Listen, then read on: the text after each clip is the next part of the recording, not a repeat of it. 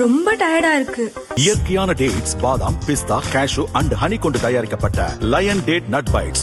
மதுரை ஆண்டாள்புரத்தில் மகா பெரியவர் சதுர்த்தியையொட்டி அனுஷத்தின் அனுகிரகம் அமைப்பு சார்பில் சிறப்பு பூஜை மற்றும் அபிஷேகம் நடைபெற்றது. அதிமுக முன்னாள் அமைச்சர் உதயகுமார் தரிசனம் செய்து விழாவில் பேசினார்.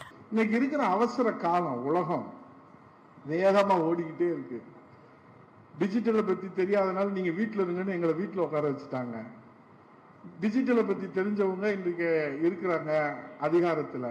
யாருமே எதிர்பார்க்காத வகையிலே, நானே எதிர்பார்க்காத வகையிலே, எனக்கே நம்பிக்கை இல்லாத வகையிலே புரட்சி தலைவி அம்மாவருடைய கண் பார்வையிலே பட்ட காரணத்தினாலே 10 ஆண்டுகள் தமிழகத்தினுடைய 100 IAS ஆபீசர்களை வழிநடத்தி 8 கோடி தமிழர்களுக்கு சேவை செய்யக்கூடிய அமைச்சராகக்கூடிய வாய்ப்பு நடக்க வேண்டியது நடந்தே தீரும்.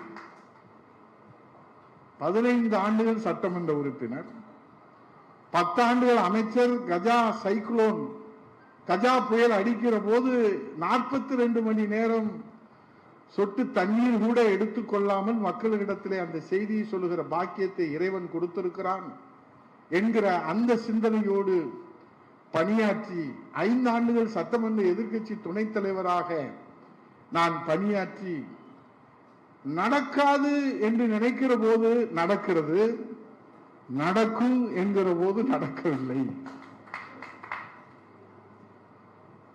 வெற்றி பெறுவோம் என்று நினைக்கிற போது வெற்றி பெற முடியவில்லை. ஆனால் யதார்த்தத்தோடு களத்திலே நிற்கிற போது வெற்றி நம்மளை தேடி வருகிறது. ஆக இது யாருடைய தீர்ப்பு? இறைவனுடைய தீர்ப்பு, காலத்தின் தீர்ப்பு, இயற்கையின் தீர்ப்பு. நான் எந்த தவறும் செய்யவில்லை. மக்களுக்கு சேவை செய்த கொரோனா காலத்திலே இங்க இருக்கக்கூடிய மூத்தவர்களுக்கு தெரியும், நேர் அருமை சகோதரர் மணிகண்டன் அவர்களுக்கு தெரியும். முகம் தெரியாத தொற்றாளர்கள், அவர்களுடைய முகத்தை நான் பார்க்க முடியாது. ஆனால் சேம்பர் ஆஃப் காமர்ஸ் மதுரையிலே அங்கே அம்மா கிச்சன் அமைத்து ஒரு நாளைக்கு 5 வேளை 2 வேளை அவர்களுக்கு, ஏனென்று சொன்னால் இம்யூனிட்டி இம்ப்ரூவ்மெண்ட் தவிர கொரோனாவுக்கு வேற தீர்வு இல்லை என்று சொல்லிவிட்டார்கள். நான் அமைச்சராக இருக்கிறேன். அமைச்சராக இருக்கிற காலத்திலே முதலமைச்சராக எடப்பாடியார் அவர்கள் இருக்கிறார்கள். கொரோனாவுக்கு என்ன தீர்வு? தடுப்பூசி கண்டுபிடிக்கப்படவில்லை, மருந்து மாத்திரைகள் கண்டுபிடிக்கப்படவில்லை. அப்போது உணவுதான் அவர்களுக்கு மருந்து என்று சொல்கிறார். ஆனால் காய்கறி கடை இல்லை, பலசரக்கு கடை இல்லை, சமையல்காரர்கள் இல்லை, சமையல் பாத்திரங்கள் கூட எடுக்க முடியவில்லை. அந்த நேரத்திலே கூட அவர்களுக்கு நாங்கள் 150 நாட்கள் 5 மாதம் சலிப்பின்றி ஒரு நாள் கல்யாண வீட்டுக்கு சாப்பாடு போடுவதே எவ்வளவு சவாலான காலம் என்பது உங்களுக்கு தெரியும்.